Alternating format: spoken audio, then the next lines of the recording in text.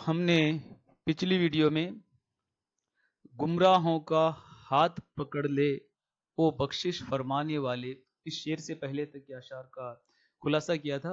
यहाँ गुमराहों का हाथ पकड़ ले यानी जिन्होंने रास्ता गुम कर लिया है, जो रास्ते से भटक गए हैं, जिनका रास्ता खो गया है, उनको सही रास्ते पर तू ही ला सकता है। उनको हिदायत देने वाला तू ही है।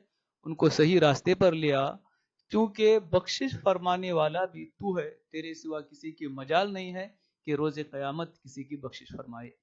छूट गया जब तेरा दामन, गिरते को फिर कौन संभाले।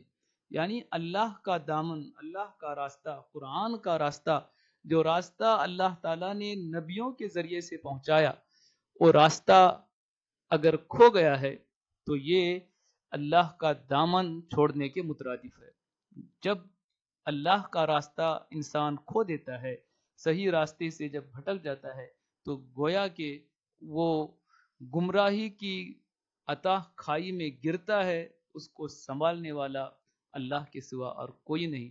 इसलिए हमारा एक काम होना चाहिए कि हम अल्लाह के रास्ते को थामे।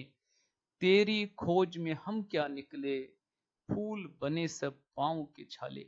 जब भी अल्लाह की खोज में निकलना यानी अल्लाह के रास्ते पर चलना, अल्लाह के इल्म को हासिल करने के लिए जब आदमी निकलता है और उसके अहकामात को, उसके फरामीन पर जब अमल करने लगता है, तो फूल बने सब पाँव के छाले। जितने भी उसको मुश्किलात आते हैं, मुसीबतें आती हैं, तकलीफें आती हैं, उन सब को इंसान खुशी खुशी कबूल कर लेता है और उन मुसीबतों पर वो सब्र करने की ताकत अपने अंदर पाता है।